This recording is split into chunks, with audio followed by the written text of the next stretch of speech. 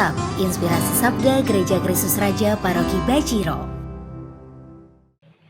Para Bapak Ibu dan Saudara-saudari, para pecinta sabda yang dicintai Tuhan, salam jumpa. Kembali kita menghadap Tuhan bersama-sama menanggapi sabda Tuhan untuk kita pada hari ini. Kita awali dengan membuat tanda salib dalam nama Bapa dan Putra dan Roh Kudus. Amin.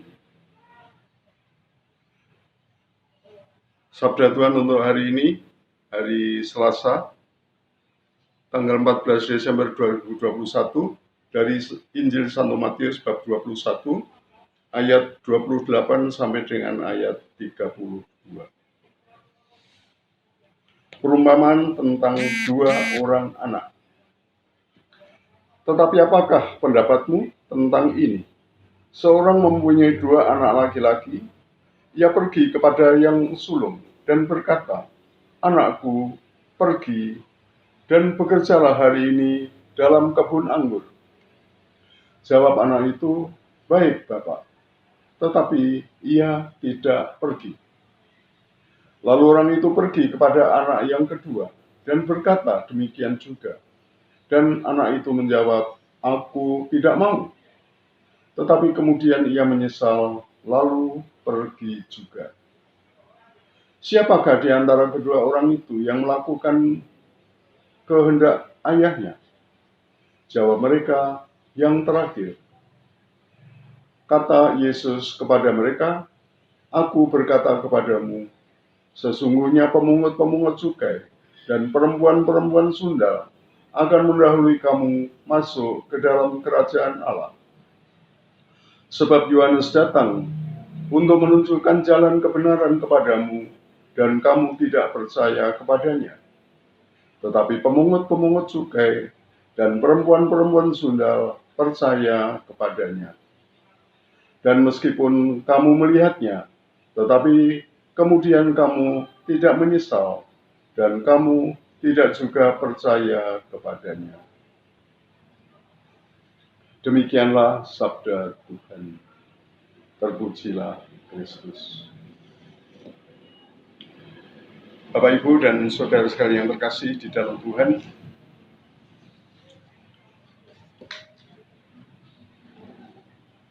ya, kisah ini sudah kita kenal baik, ya, sudah kita kenal baik. Dan ya, anak yang pertama, sebagaimana tadi kita dengar, itu pertama-tama itu sanggup, ya, dengan mantap dia mengatakan, "Oke, Bapak," ketika disuruh oleh bapaknya untuk bekerja di kebun anggur. Tetapi ia tidak melakukan.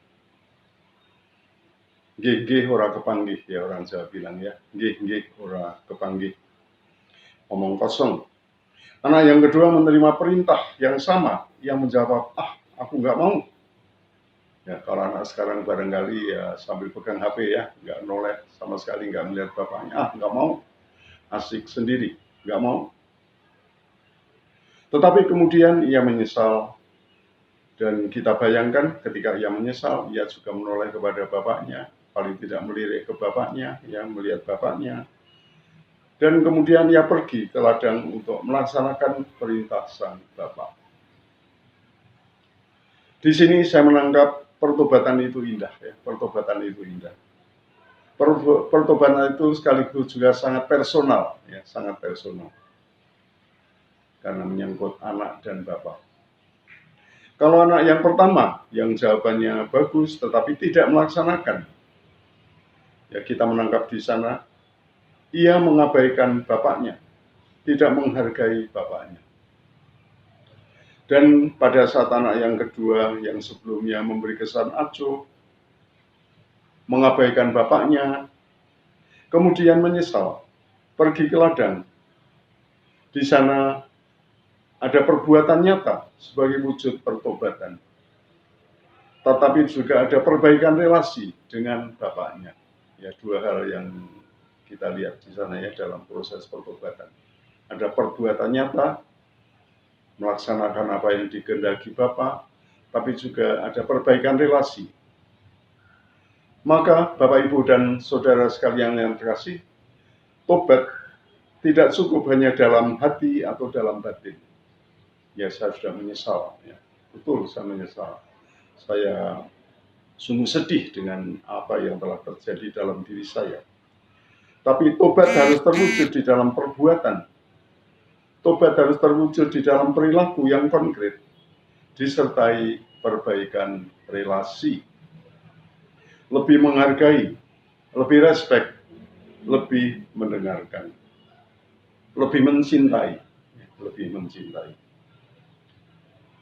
Bapak, Ibu, dan saudara sekalian, para pecinta sabda yang dicintai Tuhan, hidup kita, ya kalau kita rasakan ya penuh dengan kesanggupan ya. Para bapak itu menjadi bapak itu artinya juga suatu kesanggupan ya, sanggup menjadi bapak yang baik. Para ibu sanggup menjadi ibu yang baik. Anak-anak sanggup menjadi anak yang rajin belajar, anak-anak yang mau kerja keras untuk mengembangkan diri. Para romo juga sanggup untuk menjadi romo yang setia dan tekun melayani. Ya banyak kesanggupan. Tetapi tentu saja masalahnya apakah kesanggupan itu sungguh dilaksanakan? Apakah Anda sungguh menjadi bapak yang baik, menjadi ibu yang baik, menjadi anak yang baik? Apakah kami romo-romo juga adalah romo yang baik? Itulah pertanyaan yang kiranya baik kita tanggapi untuk pengembangan diri kita masing-masing. Bapak, Ibu, dan saudara yang terkasih, masa Advent mengajak kita sekalian untuk semakin mencintai Tuhan, untuk mempercayakan hidup kepada Tuhan, dan semoga masa Advent ini juga sungguh mendorong kita untuk semakin setia, ya, dan semakin penuh kerelaan, penuh sukacita di dalam melaksanakan kesanggupan kita. Ya, semoga kesanggupan kita tidak seperti kesanggupan anak sulung tadi ya, nggih ora kepanggih, tapi menjadi suatu yang nyata di dalam perbuatan dan di dalam relasi kita. Pertobatan adalah jalan hidup mulia, jalan hidup menuju hidup yang mulia. Seperti dikatakan, sesungguhnya pemungut-pemungut cukai dan pelacur-pelacur akan mendahului kalian masuk ke dalam kerajaan Allah. Semoga Bapak, Ibu, dan saudara yang terkasih, hidup kita semakin bertumbuh dan berkembang, terutama di dalam masa Advent ini, kita juga semakin mampu mewujudkan kesanggupan kita, dan kita juga semakin mencintai Tuhan dan mencintai yang harus kita cintai. Tuhan memberkati kita semua. Kemuliaan kepada Bapa dan Putra dan Roh Kudus, seperti pada permulaan, sekarang, selalu, dan sepanjang segala abad. Amin. Tuhan bersamamu dan bersama rohmu. Diberkatilah saudara-saudara sekalian oleh Allah yang Maha Kuasa, Bapa dan Putra dan Roh Kudus. Amin. Terima kasih, selamat berkarya, Tuhan memberkati.